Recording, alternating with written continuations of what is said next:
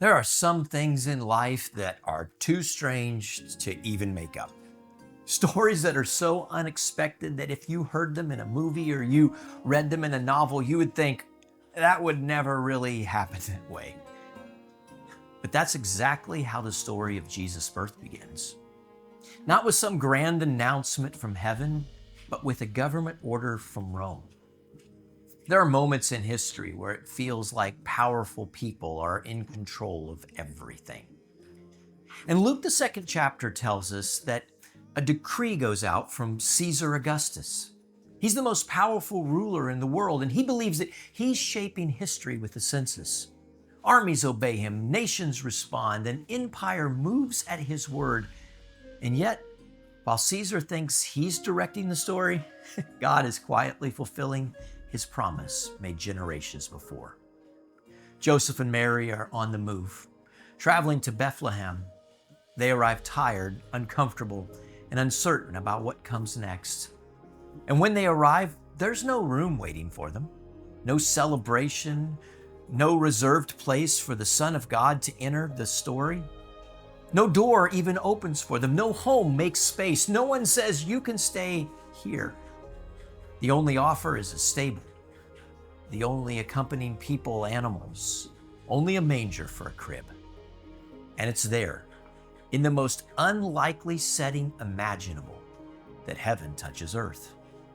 Luke tells us simply that she gave birth to her firstborn son and she laid him in a manger.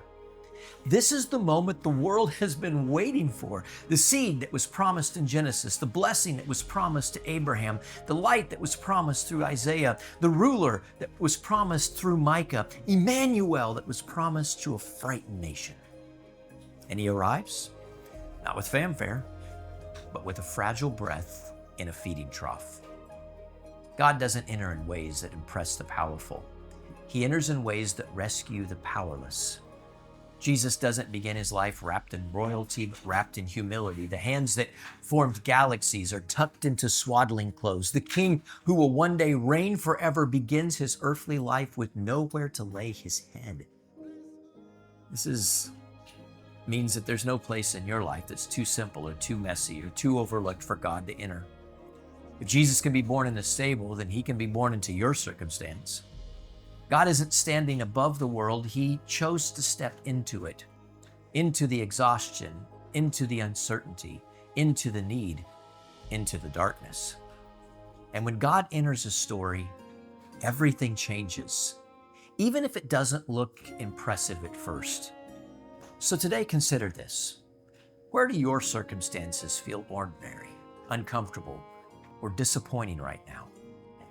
And how does Jesus' humble birth reshape where you expect God to work in your life? Because the same God who entered the world through a manger is still stepping into human stories today.